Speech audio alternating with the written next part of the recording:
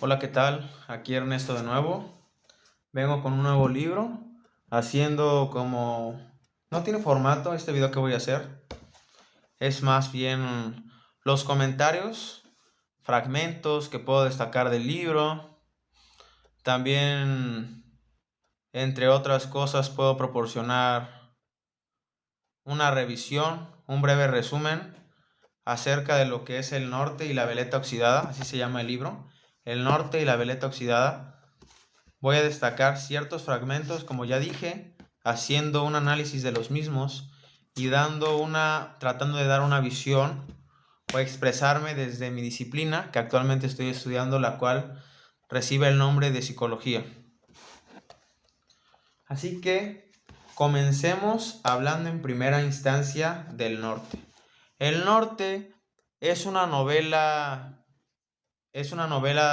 romántica. Más que romántica, es una novela de desamor, porque cuenta la historia de Aristeo con Isabel. Aristeo es una historia entre una mujer madura, el amor de una mujer madura con un hombre relativamente joven como Aristeo.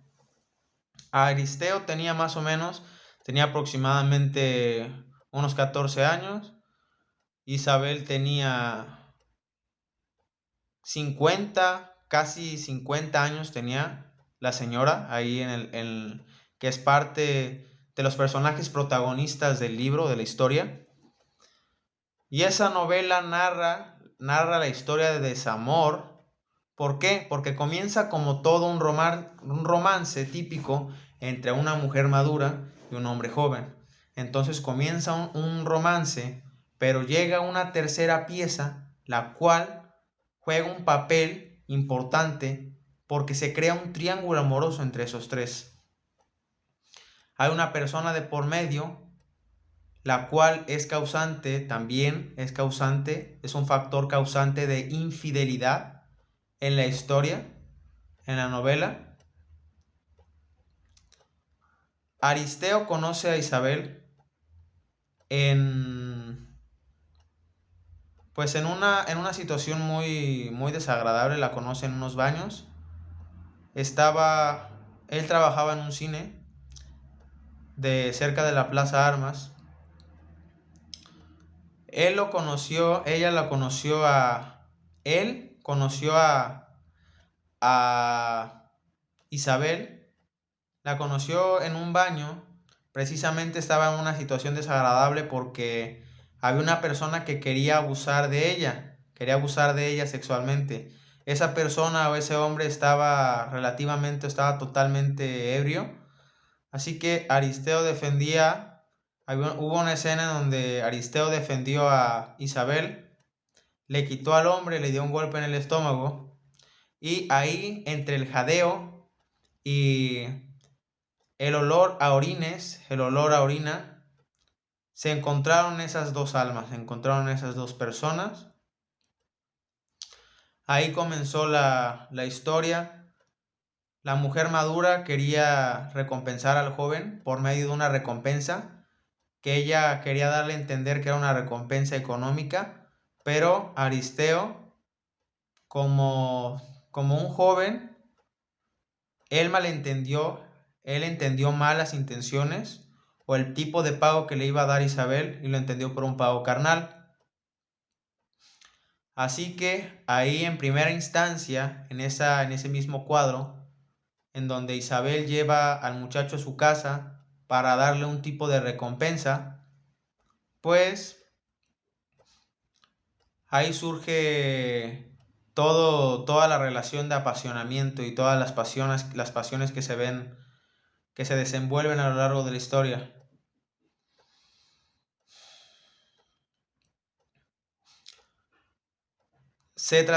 Todo esto ocurre o surge en la Ciudad de México. Ellos se trasladan al puerto de Veracruz.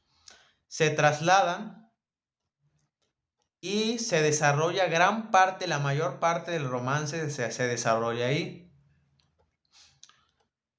Se empiezan a conocer, llegan primero a un hotel. No llegan a un hotel, llegan a una casa de huéspedes, que obviamente el joven no puede pagar, Aristeo no puede pagar, y es mantenido económicamente en gran parte de la historia por la mujer madura, por Isabel. Isabel es la que le paga todos los gastos. Aristeo es como un tipo de vividor, vive de la capacidad económica de Isabel. Ella a su vez lo consiente, le compra trajes, le compra vestimenta. Toda la indumentaria que recibe es gracias a Isabel. Isabel también paga la renta, como es de esperarse, de la casa de huéspedes. Y finalmente esa trayectoria o ese camino que ellos eligieron transitar comienza a tomar un panorama o comienza a hacer un giro totalmente inesperado o totalmente esperado, porque es lo que quizás probablemente se puede esperar de una relación de una persona madura y una persona que no lo es tanto, ni física ni emocionalmente. Así que el camino de ese romance empieza a declinar, empiezan a caer en una monotonía, en una rutina, en un camino que no llevaba a ningún lado, en un sinsentido. Así que aquí aparece un nuevo personaje que se llama Max. Ese personaje es una pieza clave porque gracias a esa pieza clave, como ya había mencionado en el principio de este video, provoca un triángulo amoroso, lo que quiere decir que se provoca una ruptura del camino de la relación porque existe o se le da entrada a una infidelidad por parte de Isabel con Max.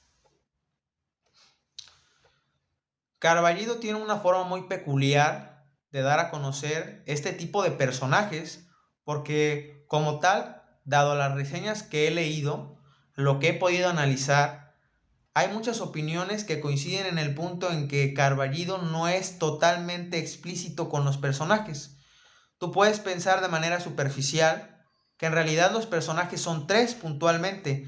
Los personajes únicamente son Aristeo, Isabel, Max, por ejemplo, son los únicos personajes protagonistas o los demás personajes que es como la dueña de la casa de huéspedes en el puerto de Veracruz, por ejemplo, o que los personajes son la familia de Aristeo.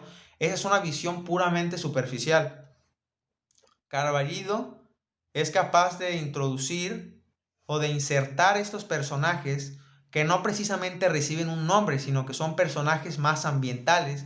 Es como el ambiente. Por eso es que se llama el norte. El norte es la entrada de Max en la relación, lo cual supone un triángulo amoroso. Eso es a lo que hace referencia el norte. Porque en el momento en que se da la infidelidad, podemos observar cómo podemos observar el clima, cómo va cambiando, cómo se va haciendo un clima más, con un cielo más grisáceo, un viento pesado, sumamente frío, pero de ese frío que te provoca un tipo de, ¿cómo decirlo?, incomodidad porque no lograste cosas en el pasado, por las cosas que te atormentan del pasado, de lo que tienes en la mente. Es como un tipo de tormento psíquico parecido a la depresión. Entonces todo el escenario, el ambiente también entra en juego. Y el ambiente es un personaje a su vez. Así que, a como yo entendí, el norte es tanto Max, pero también el norte es el ambiente. El norte es el clima, pero también es el personaje. Max, como ya dije, representa una infidelidad.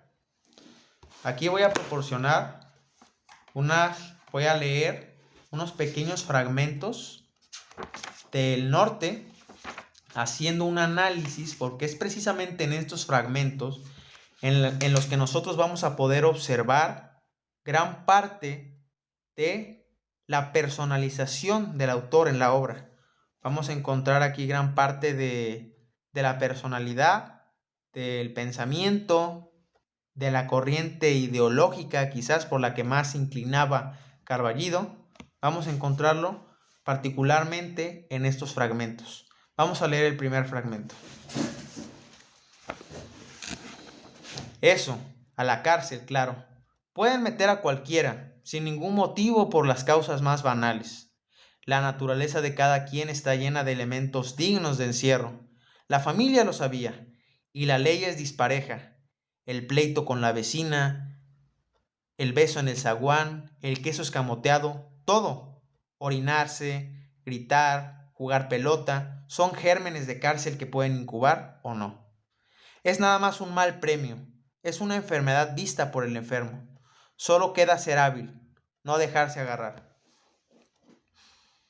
Aquí a lo que yo entendí es que como tal, la cárcel en primera instancia, de manera superficial se puede pensar que es en el lugar en el que recluyen a las personas, pero la cárcel podría ser más una metáfora o podría ser como un tipo de comparación, sí, un tipo de comparación, una analogía con la cárcel que representa probablemente vivir en una rutina, la rutina como tal académica, la cárcel que representa estar en una burocracia, que la burocracia no solamente es cárcel para las personas que se encuentran trabajando como burócratas, sino que yo creo que la cárcel también es para las personas que están funcionando, que forman parte del mecanismo y que están regidos bajo el, valga la redundancia, bajo el régimen burócrata, también están siendo perjudicados y por lo tanto pertenecen a un encasillamiento social.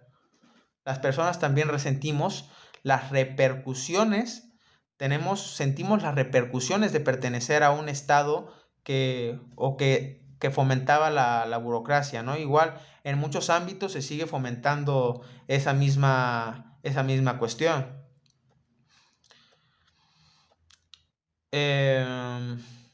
Sí, se puede meter a la cárcel también. Este fragmento representa la ideología de aquel entonces, el cómo estaba o refleja la estructuración social del México pasado.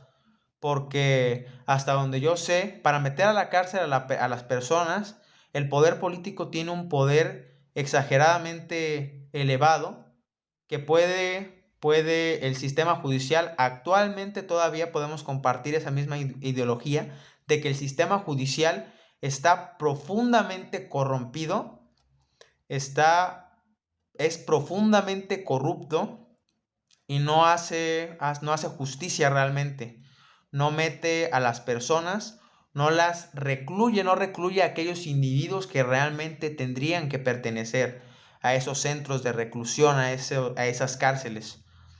Entonces, forma parte de la ideología pasada aquí en este estado, forma parte de la ideología, particularmente en Veracruz.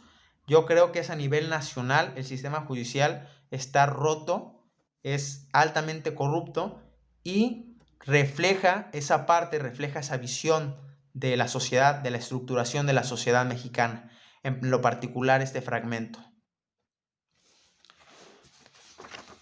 También vamos a encontrar, yo destaqué otro fragmento, muchas partes son importantes del libro porque vamos a adquirir, vamos a tener la impresión muchas veces cuando estamos leyendo este libro o esta novela del norte, cuando leemos esta novela mediática, vamos a encontrar puntos muy interesantes, como que Carballido se inclinaba o tendía mucho a optar por el psicoanálisis. Su visión era muy psicoanalítica. Hay ciertos capítulos, hay ciertas narraciones, hay ciertos fragmentos de texto que dejan ver esa facultad de análisis y reflexión que son requisitos y criterios fundamentales para también hacer la práctica del psicoanálisis. Entonces, este autor, igual en su biografía encontré que era partidario de esa técnica terapéutica, la técnica del psicoanálisis. Particularmente promovida, iniciada, incentivada por Sigmund Freud en la Alemania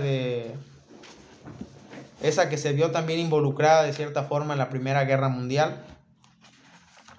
Gran parte o muchos psicoanalistas fueron demandados en ese tiempo debido a los fenómenos de las guerras que provocaban una considerable repercusión psíquica en los militares.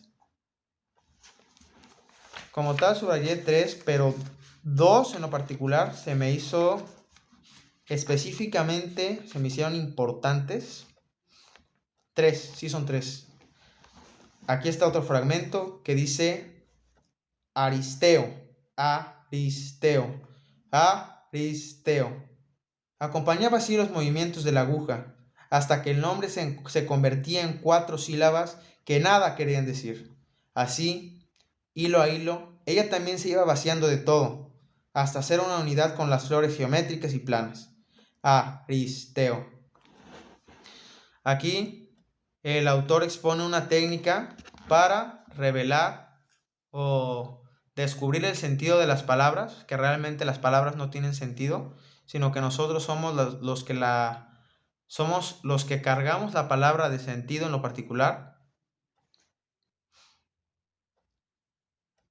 Y me hace recordar un concepto filosófico, es un concepto que tiene que ver con las visiones realistas, sobre la vida. Hay 2 formas de ver el mundo, y es desde el realismo y desde el nominalismo, de que la realidad es así porque nosotros la nombramos.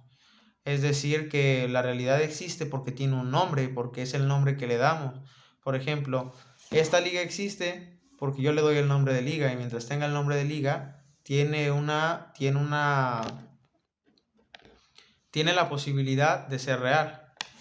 O sea que, y también, gracias a ese concepto filosófico sobre el nominalismo, de que las cosas son así porque así las nombramos, también tenemos que las palabras por sí mismas carecen de sentido. Son un conjunto de letras únicamente, pero realmente lo importante de las palabras radica en el significado que nosotros les cargamos a estas mismas. Así que aquí también incluye el concepto del nominalismo. Y por último, tenemos este fragmento de texto que dice: nunca había estado tan solo. Adivinaba algo confuso. Más bien lo deseaba intensamente. Vino la imagen de Isabel. La rechazó indignado. Rechazó también su casa y todo lo que conocía. Seguía chorreando agua y sollozando, y deseando sin palabras. Era consciente de su propio cuerpo empapado, de los tumbos del mar, de los colores del cielo, del agua helada. Era el mismo, dueño de sí, con la boca y los ojos llenos de sal. Empezó a correr, brincando charcos, hacia el faro. Este fragmento en lo particular hace un elogio a la libertad. La libertad ha sido proclamada, ha sido elogiada desde tiempos inmemoriales. La libertad es un privilegio realmente. Es un elogio a la libertad porque gracias a esta infidelidad, Aristeo pudo atender también a su llamado de libertad, que realmente él quizás no quería pertenecer a esa relación. Quizás sí pertenecía a la relación por un tipo de beneficio carnal, pero no solamente era por eso, también accedía a mantener esa relación por los beneficios económicos. Solo que en gran parte de la historia, ahí se encuentra que Aristeo realmente lo que quería era irse en un barco, quería irse en un velero y navegar rumbo a libertad, así como la canción de Jorge Luis Perales. Me parece que ese es su nombre, que habla acerca de... El nombre de la canción es Un velero llamado Libertad. Así le quería hacer Aristeo. Así como esa canción.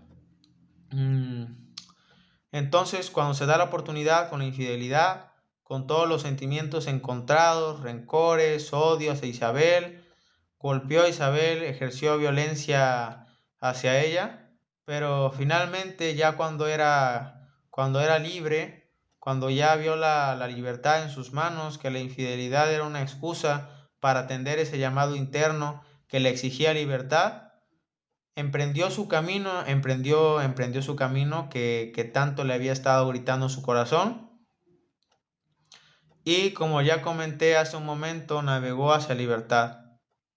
La libertad ha sido elogiada por más de un autor, como ya he comentado anteriormente, desde tiempos inmemoriales. Hace poco estaba hablando con unos compañeros que son compañeros de mi carrera. Estaba teniendo un tipo de plática semifilosófica acerca de la libertad, hasta qué punto somos libres los seres que pertenecemos a una sociedad, las personas, hasta qué punto somos libres. ¿Realmente existe la libertad? Y yo notaba que esas personas, en lo particular, confundían mucho el concepto de libertad, connotándolo de, valga la redundancia, o sea, empapándolo de connotaciones religiosas. El concepto de libre albedrío es un concepto ajeno, o sea, es un concepto más de la libertad. Es un concepto como tal promovido, mejor dicho, promovido por parte de la filosofía cristiana, un poco por parte de la filosofía católica. El libre albedrío es un concepto de libertad, es como una realidad utópica, pero la libertad digamos que no es algo que se pueda estudiar concretamente, pero la libertad es un tema ampliamente conocido, es un tema ampliamente expuesto por diferentes autores. Por ejemplo, Fromm, en su libro del tener al ser, hace muchas referencias a la libertad y la elogia en más de una ocasión.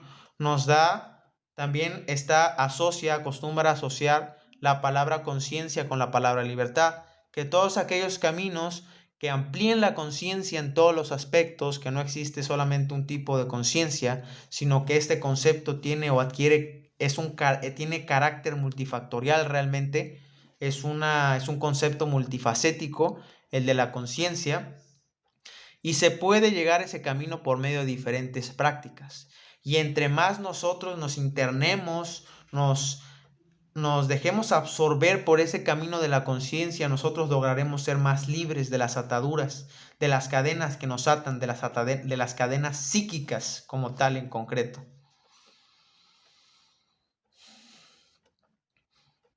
La conciencia juega un papel muy importante.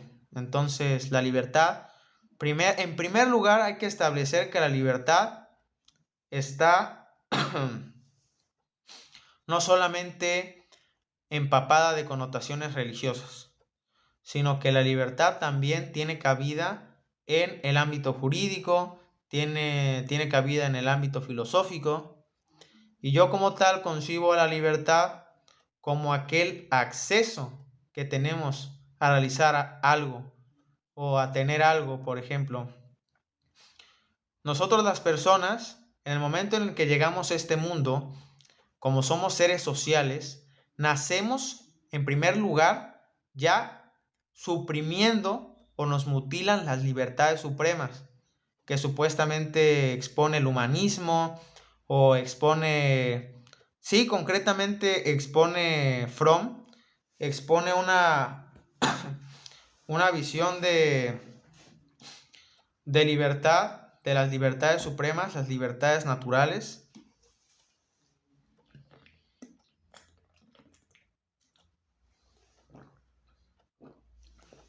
Nosotros cuando llegamos a este mundo tenemos que vernos forzados, no renunciamos ni siquiera porque ni siquiera se nos pide nuestra opinión, sino que en el momento en el que venimos al mundo, en el momento en el que nacemos, ya no tenemos ciertas libertades que por naturaleza o por el simple hecho de nacer tenemos ya de por sí. Se nos ven negadas esas libertades porque pertenecemos a una sociedad. Pero el hecho de que no tengamos las libertades que por naturaleza nos corresponden no quiere decir que no seamos en cierto grado libres dentro de nuestra sociedad. Porque partiendo de la definición, el problema está en la definición. Yo defino, o para mí, yo concibo la libertad como aquel acceso libre, aquel acceso pleno que tienes a algo. Entonces, si tú eres miembro de una sociedad, ya por ende tienes beneficios, tienes ciertas libertades. Obviamente también depende de una jerarquía a nivel económica, ¿no? Pero gozamos de cierto grado de libertad. Realmente los conceptos existen, pero no existe una definición absoluta para definir el concepto de libertad. El hecho de formular una afirmación o una definición absoluta sobre un determinado concepto es caer en el error del dogmatismo,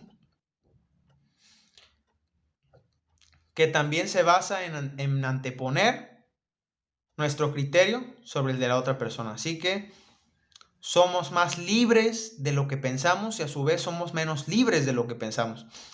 Lo que sí es que tenemos que luchar, tenemos que cultivar, tenemos que trabajar en gran medida esa libertad. Nos vemos.